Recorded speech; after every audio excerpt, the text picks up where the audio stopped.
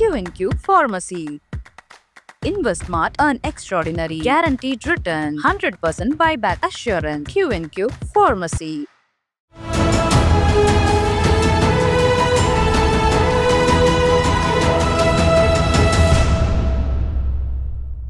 தமிழ் நிறம் நேயர்களுக்கு அன்பு வணக்கம். மீண்டும் உங்களை சந்திப்பதில் மிகுந்த மகிழ்ச்சி. இன்றைக்கு நம்மிடையே அரசியல் விமர்சகர் திரு ரவீந்திரன் துரைசாமி சார் அவர்கள் நம்மோடு இணைந்திருக்கிறார். வாருங்கள் நேயர்களே, சார்ட்ட பேசலாம். வணக்கம் சார். வணக்கம் டேனியல். எப்படி இருக்கீங்க சார்? நல்லா இருக்கேன் டேனியல். Okay sir. சார், இந்த திமுகவினுடைய காலையில் அறிவித்த இந்த 4 எம்பி சீட்டுக்கான பெயர்கள், அதற்கு பின்னால் இருக்கிற கணக்குகள், குறிப்பாக திரு வில்சன், திரு சிவலிங்கம், திரு சல்மா, கமல், இதுக்கு பின்னால் என்ன அரித்மெட்டிக் சார்? வில்சன் ஒரு எக்ஸ்ட்ராடினரி டேலண்டட் அட்வொகேட்.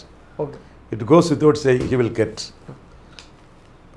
தென் பொலிட்டிக்கல் ஆட்டும் மணி மைண்டடாக இல்லாமல் நிறைய கட்சி சம்மந்தமாக செயல்படுறதா தான் என் மைத்துனர் பாலாஜியை, அவர் வழக்கு ஸ்டாலினோட ஒரு மருத்துவர், அவரும் அதை கருத்தை தான் பதிவு பண்ணார்.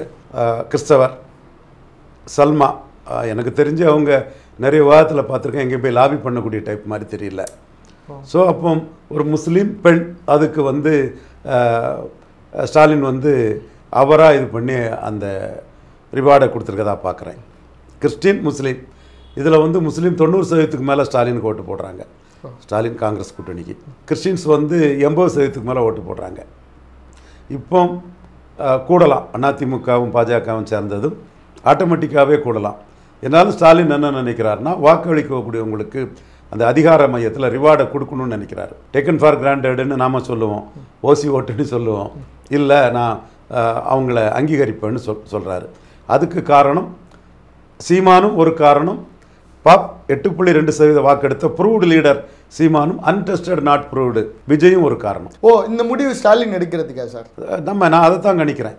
ஏன்னா வக்போர்டு விவகாரத்தில் சீமான் வந்து இந்த அறநிலைத்துறையில் கிறிஸ்தவர்களையும் முஸ்லீம்களையும் போடுவீங்களான்னு ஸ்ட்ராங்காக கேட்குறாரு.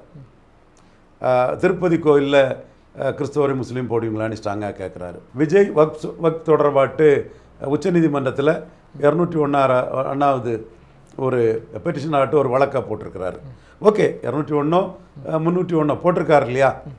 அவர் அந்த விஷயம் தொடர்பாட்டு தன் கருத்துக்களை பேசுகிறாரு, முஸ்லீம்களுக்கு ஆதரவு பேசுகிறாரு. 24 அவர் லெட்டர் பேடாக இருக்கும்போது அலைக்கு பயந்தவன் என்னைக்கு கடலில் குளிக்க போகிறான், கமல்ஹாசன் மாதிரி உங்ககிட்ட வெயிட்டான கேண்டிடேட்டும் இல்லை, ஆளும் இல்லை, அதனால் லெட்டர் பேடாக இருந்தீங்க. லெட்டர் பேடாக இருக்கும்போது நீங்கள் சொன்னது சிஏ எதிர்ப்பு. அப்போ விஜய் களத்துக்கு வராமலே போயிடலாம். வந்தால் இதைத்தான் சொல்லுவார், சிஏ எதிர்ப்பு, வக்போர்டு, முஸ்லீமு, அது இதுன்னு சொல்லுவார். ஸோ சீமான் ப்ளஸ் விஜய் ரெண்டு வரும் கிறிஸ்டின் முஸ்லீம் இஷ்யூவை ரேக்கப் பண்ணுறாங்க. ஒரு கிறிஸ்டினுக்கும் முஸ்லீமுக்கும் கிடைக்கிற ஓட்டு பெரிய அளவில் கிடைக்குது. அதை ஸ்ட்ரெங்தன் பண்ணுறதுக்கு சான்ஸ் எடுக்காண்டாமே. 90% மேலே கிடைக்குது, 80% மேலே கிடைக்குது, சான்ஸ் எடுக்காண்டாமே 2 ரெப்ரசன்டேஷனை கொடுத்துருவோன்னு ப்ரூடண்டாக தான் ஸ்டாலின் அதை பண்ணியிருக்கிறாரு. அது அரசியல் ரீதியாகவும் வாக்கு வங்கி அரசியல் ரீதியாகவும் பார்ட்டி லாயல்ட்டி மெரிட்டு எல்லா வகையிலுமே வந்து சல்மாவும் வில்சனும் சரியான தேர்வாக தான் பார்க்குறேன். அடுத்து சிவலிங்கம், உடையார் கம்யூனிட்டின்னு நினைக்கிறேன். ஆமாம், சேலத்தில் வந்து என் நண்பர் செல்வ கணபதி மக்களவை உறுப்பினர், மாவட்ட செயலாளர். பனைமரத்துப்பட்டி ராஜேந்திரன் வன்னியர் சமூகம் மாவட்ட செயலாளர், அமைச்சர். தென் சிவலிங்கம் மாவட்ட செயலாளர், உடையார், ராய்சபா. அப்போ 3 மாவட்ட செயலாளருமே அவங்க எம்பவர் பண்ணியிருக்காங்க. காரணம், அது ஒரு டஃப் டெரைனாக ஸ்டாலின் பார்க்குறாரு சேலத்தை. அப்போ அதை நம்ம வந்து கலைஞர் மாதிரி ஸ்டேட்டஸ் கோயிஸ்ட் பொலிட்டிக்ஸ் ஆட்டு அங்கே கூட்டணி கட்சியை வச்சு பார்த்துக்கலாம், அதை பார்த்துக்கலாம். கன்னியாகுமரி டிஸ்ட்ரிக்டில் கலைஞர் விடுவார் இல்லையா? ஜெயலலிதா தான் போல்டா நின்று எடுத்து பச்சைமாலு, முருகேசன் அப்படி கொண்டு வந்தாங்க. அப்போ கலைஞர் மாதிரி ஸ்டேட்டஸ் கோயிஸ்டாக இல்லாமல் ஜெயலலிதா மாதிரி நம்ம ஃபேஸை எல்லா இடமும் பரப்பணும், தோற்ற இடங்கள்லையும் வெற்றி பெறணுங்கிறதுல ஸ்டாலின் உறுதியாக இருக்கிறார். இந்த இடம் தான் கலைஞரோட ஆர்கனைசிங் இதில் ரொம்ப கேர்ஃபுல்லாக பார்த்து செயல்படக்கூடிய ஒரு முக ஸ்டாலின்ங்கிறத நான் பலமுறை சொல்லியிருக்கிறேன். அது இப்போது இதுலேயும் அவர் நிரூபிக்கிறார். இதில் இன்னொரு ஆங்கிள் என்ன இருக்குன்னா, சேலம் தருமபுரி இந்த 2 இடங்கள்லையும் வன்னியர் ஓட்டு எடப்பாடி பழனிசாமிக்கு நல்லா விழுந்திருக்குது. ஆனால் பாமகவுக்கு வந்து மோடி பிரதமர்னு பிற ஜாதிகள் ஓட்டு விழுந்திருக்கு. இது ரொம்ப நுணுக்கமாக பார்க்கக்கூடிய ஸ்டாலின் போன்றவர்களுக்கு தான் தெரியும். இப்போ கலைஞர்னா எல்லாம் வன்னியர் ஓட்டு பாமக விழுந்துன்னு நினச்சிட்டு போயிடுவார். ஸ்டாலின் அதை ரொம்ப நுணுக்கமாக பார்க்குறாரு, பூத் வைஸ் பார்க்குறாரு. நம்ம ரவீந்திரன் துரைசாமி ஒன்று பேசணும்னா அவர் கரெக்டாக அவர் வந்து வளவளா குலகா வண்டக்கா பேச மாட்டார். பேசினா ஒரு நியாயம் இருக்கும், தரவு இருக்கும்னு பார்க்குறாரு. அப்போ அவர் அந்த இடத்த அவங்க பூத் வைஸ் பார்க்கும்போது, அவங்க சார்ந்தவர்கள் பார்க்கும்போது மோடி பிரதமர்னு சிறிய எண்ணிக்கை ஜாதிகள் வாக்கு விழுந்திருக்குது. அப்போ ஏற்கனவே மோடி பிரதமர்னு 2014 விழுந்த சிறிய எண்ணிக்கை ஜாதி வாக்குகள் வன்னியர் மண்டலத்திலையும் கொங்கு மண்டலத்திலையும் தென் தமிழகத்திலும் ஸ்டாலினுக்கே கலைஞருக்கே வந்தது. கலைஞரும் மோடியும் ஒரு நாணயத்தின் இரு பக்கங்கள். 6% மோடி பிரதமர் ஓட்டு கலைஞருக்கு வந்து 2014 வந்தது.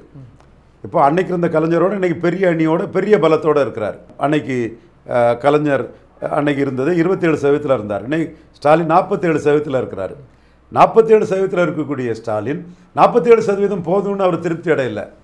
மோடிக்கு விழுந்த 18%-லும் சிறிய எண்ணிக்கை ஜாதிகள், இசைவேளாளர், காஸ்ட் நியூட்ரல், இவர் எந்த ஜாதிக்கு டாமினேஷனும் வராமல் பார்த்துக்குவார், எந்த ஜாதினாலும் அதை கட்டுப்படுத்துவார், ஜெயலலிதா கலைஞர் மாதிரி எம்ஜிஆர் மாதிரி கட்டுப்படுத்த முடியாமல் அவர் போக மாட்டாருங்கிற எண்ணத்தில் மோடிக்கு மக்களவையில் போட்ட சிறிய எண்ணிக்கை ஜாதிகள் வந்து ஸ்டாலினை நோக்கி நகரதுக்கு வாய்ப்பு இருக்குது. அப்போ ஒரு உடையார் சமூகம், பரவலாக வாழக்கூடிய ஒரு சமூகம், அதை சேர்ந்த ஒரு சிவலிங்கத்துக்கு ராஜ்யசபா கொடுக்கறது, மோடிக்கு பிரதமரணி ஓட்டு போட்ட சிறிய எண்ணிக்கை இந்துக்கள் வந்து ஸ்டாலின் பக்கம் கொண்டு வரதுக்கான ஒரு வியூகமும் ஸ்டாலின்ட்ட அதில் இருக்குது. அதனால தான் பொன்முடி வந்து இந்துக்கள் மனசை புண்படுத்துகிற மாதிரி பேசுனதும் நாம் கோரிக்கை வச்சோம், கட்சி பதவி மட்டும் எடுத்தால் போதாது, மந்திரி பதவியும் தூக்கணும், அல்லது உங்களுக்கு கழிஞ்ச காலம் மாதிரி அது பிரச்சனையாட்ட ஆயிடக்கூடாதுன்னு சொல்லும்போது இந்துக்களின் உணர்வை மதித்து அவங்க ஸ்டாலின் அதை ட்ராப் பண்ணார். இப்போவும் மோடிக்கு பிரதமர் ஓட்டு போட்ட வாக்காளர்கள் ஒரு பகுதி சிறிய எண்ணிக்கை சமூகங்கள் அதிமுக பெருத்த சமூகங்களோட ஆதிக்கத்தில் இருக்கனால இசைவாளர் காஸ்ட் நியூட்ரல் ஸ்டாலினை நோக்கி வர்றதுக்கான வாய்ப்பு இருக்குன்னு பார்க்குறாரு.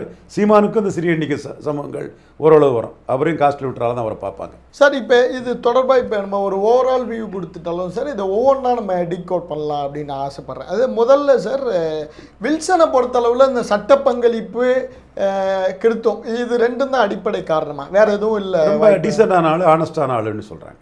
ஓ, எனக்கு தெரியாது, வில்சன் நான் பார்த்ததில்லை. ஓகே. பட் என்னை பற்றி சொல்லக்கூடியவங்க ஒரு நம்பகத்தன்மை உள்ளவங்க வந்து அவரை நல்லாவே சொல்கிறாங்க. Okay sir. இவங்க சல்மாவை பொறுத்தளவில் சார், அவங்க வந்து ஒரு கனிமொழி ஆதரவாளராக அறியப்பட்டிருக்காங்க, கனிமொழியோட ஆதரவாளராக இருந்திருக்காங்க. கடந்த காலங்களில் பெரிய லைம்லைட்டில் இல்லைனாலும் அவங்கள கொண்டு வந்திருக்கிறது என்ன மெசேஜ் சார்? அதுக்கு பின்னால் கனிமொழிக்கான ஒரு இதுவும் இருக்கதா சொல்லப்படுது. அதுக்கான வாய்ப்புகள் எதுவும் இருக்கா sir? Stalin alone can do and undo things in DMK. He's calling the shots. ஸ்டாலினுக்கு எந்த வகையிலுமே கனிமொழி வந்து ஒரு போட்டியாளரில் எல்லா வகையிலுமே சப்பார்டினேட். என்ன சார் சொல்கிறீங்க? ஸ்டாலினுக்கு சப்பார்டினேட் தான். ஸ்டாலினுக்கு எதிராக கனிமொழி ஒரு நகர்வை வச்சாலும் அது பாரகூட மோதுறது. துரோகத்தை சந்தித்த கட்சி வந்து அதை ஏற்றுக்காது, அது தெளிவு. பட் ஸ்டாலின் என்ன பண்ணுறான்னா, கனிமொழி தனக்கு ஒரு வேல்யூ அடிஷனாக கருதுறாரு. சல்மான் விஷயத்தில் கனிமொழி சொல்லியிருக்கலாம், ஒரு பெண்ணுக்கு உள்ள ஒரு ரெப்ரசன்டேஷனாக கூட சல்மா வந்திருக்கலாம். அவங்களுக்கு அந்த திமுக பிரதிநிதிங்களை தாண்டி இலக்கிய உலகத்தில், எனக்கு தெரியாத வேல்டு அது, இலக்கிய உலகத்தில் அவங்களுக்கு ஒரு பேர் இருக்கதாட்டு அறியப்படுது. ஸோ இது எல்லாமே சேர்ந்து ஹியூமிலிட்டி எஃபெக்டில் ஒரு லாயலிஸ்ட்டு நீண்ட காலம் இருக்கிறாங்க, பெண், முஸ்லீம் எல்லா அடிப்படையிலும் கொடுத்துருக்கலாம். அப்கோர்ஸ் கனிமொழிக்கு ஒரு தகுதியானவங்கிற ஒரு இதை கனிமொழி கூட கூறியிருக்கலாம். Okay okay sir. இப்போ இதில் வந்து சார், இந்த சிவலிங்கம் அவர் வந்து யாருமே எதிர்பார்க்கல. ஏன்னா அந்த பேர் போட்டாங்க, நிறைய பேர் போட்டாங்க, அதில் யாருமே அந்த சிவலிங்கம் பேரை வந்து நம்ம பார்க்கவே முடியல. இந்த சர்ப்ரைஸ் எலமெண்ட்டை நம்ம எப்படி சார் உள்வாங்கிக்கிறது? பாமகவுக்கு எதிராக வன்னியர் கேண்டிடேட்டை போடுவாங்க, சிவலிங்கம் ராஜ்யசபா மெம்பர், நான் வன்னியர்களை ஆர்கனைஸ் பண்ணி அதை தோக்கடிக்கிறதுக்கு வந்து நான் வன்னியர்களுக்கு வந்து ஒரு ரெப்ரசன்டேஷன் கொடுக்கணும். அந்த வகையில் ஒரு மாவட்ட செயலாளர் சேலத்தை சேர்ந்த ஒரு சிவலிங்கத்தை கொடுத்துருக்காருங்க. முதல்ல நான் அதை தெளிவாக சொன்னேன். நான் போட்டதுமே என்னோட பார்வை அதாக தான் இருந்தது.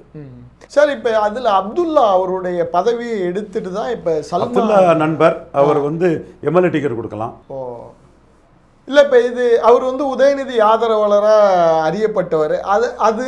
அதை எடுத்துட்டு ஒரு கனிமொழி ஆதரவாளர் கொடுக்கறத நம்ம எப்படி புரிஞ்சுக்கிறது சார்? இல்லை, அந்த அளவுக்கு டீப்பாக போக வேண்டியதில்லை.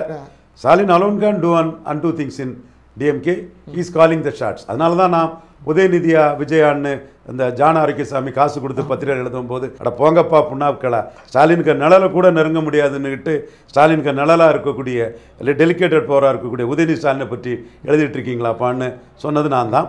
அதே மாதிரி விக்ரவாண்டியில் left handle Vijay Udhayanidhi Stalin deal பண்ணி அனுப்பிட்டாருன்னு சொன்னது நான் தான். சார், இப்போ இதில் மிக முக்கியமானது மக்கள் நீதி மையம் கமல் அவருக்கான இந்த எம்பி சீட்டு நேற்று விவாதத்தில் கூட பார்க்க முடிஞ்சிச்சு. அதை எப்படி பார்க்குறீங்க சார்? முழுக்க சரியான ஒரு இது டிசர்விங் லீடர் கமலஹாசன். அவர் வந்து தெளிவாக வாக்கு பலத்தை நிரூபித்தவர்.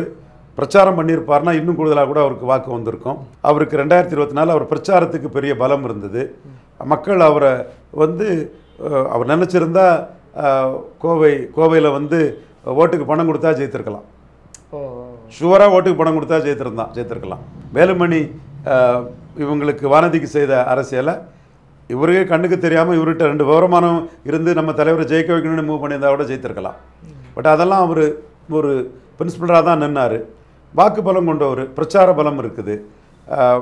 பாஜக எதிர்ப்புலையும் உறுதியாக இருக்கிறார் அவர். எனக்கு அதில் மாறுபட்ட கருத்துக்கள் இருக்கலாம், பட் அவர் உறுதியாக இருக்கிறாருங்கிறதுல மாற்றம் இல்லை.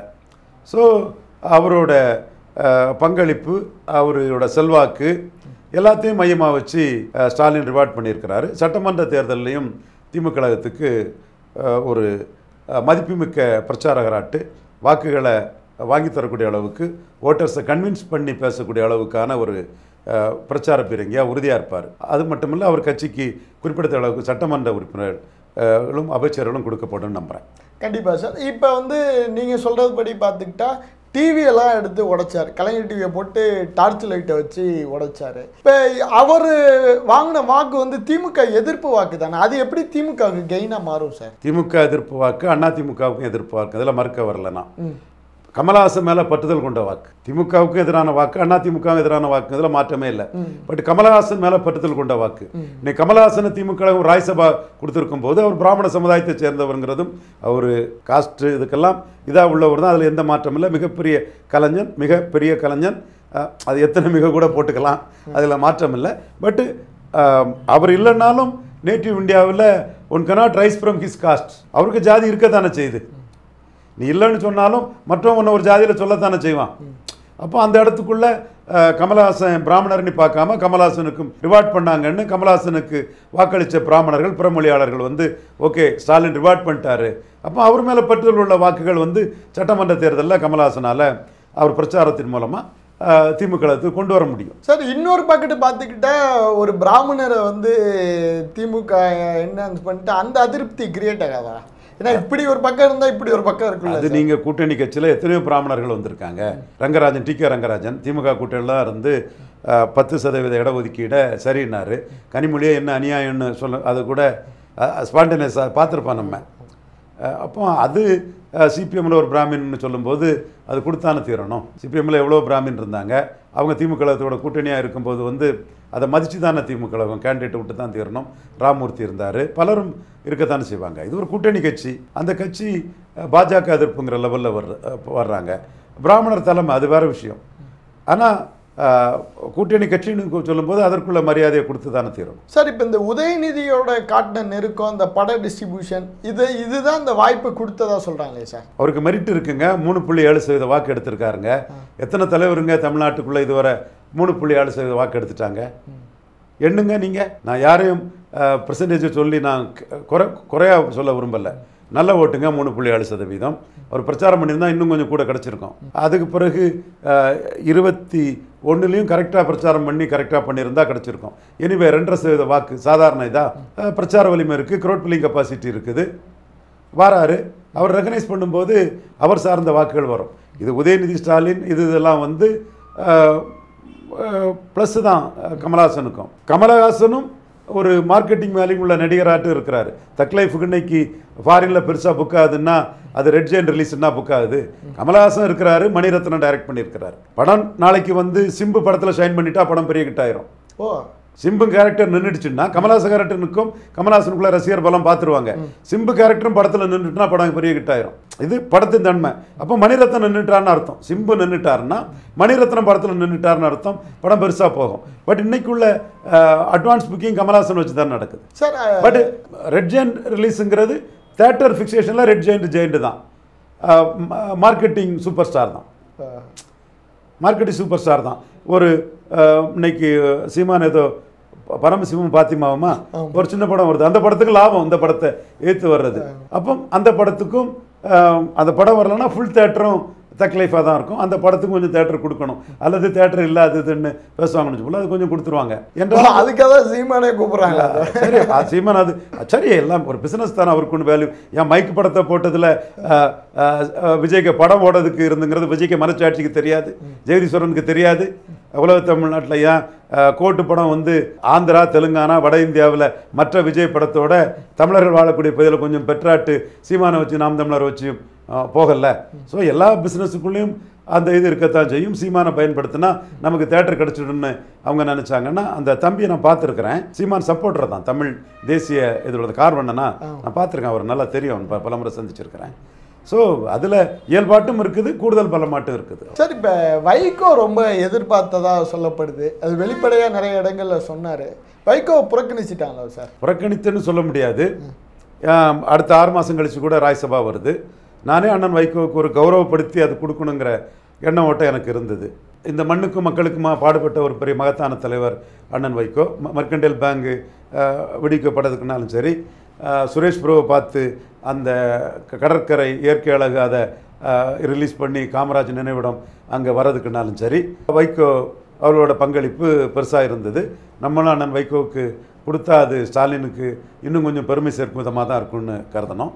பட் அவங்க பொலிட்டிக்கல் கம்பல்ஷன், 2, ஒரு கிறிஸ்டின் ஒரு முஸ்லீம், கமலஹாசன் ஒரு சேலத்தை மையமாக வச்சு ஒரு உடையார், அந்த மாதிரி அவங்க ஸ்கீம் பண்ணும்போது எத்தனை பேர் கொடுக்க முடியும்? இருக்கதே 3 இது, கிறிஸ்டின் கொண்டு கொடுக்கணும், முஸ்லீம் கொண்டு கொடுக்கணும், ஒரு சேலம் சென்ட்ரிக்காட்டு 2, ஒரு மாவட்ட செயலாளர் ஒரு 1 இயர், ஒரு மாவட்ட செயலாளர் ஒரு 1 இயர் அமைச்சர், ஒருத்தர் லோக்சபா, ஒரு உடையார மோடி பிரதமர்னு வாக்களித்த சிறிய எண்ணிக்கை சமுதாயங்கள் ஸ்டாலின் தலைமைக்கு வரணும்னு அதை ஸ்கீம் பண்ணுறாங்க. ஸோ கம்பல்ஷன் இருக்குது அவங்களுக்கு.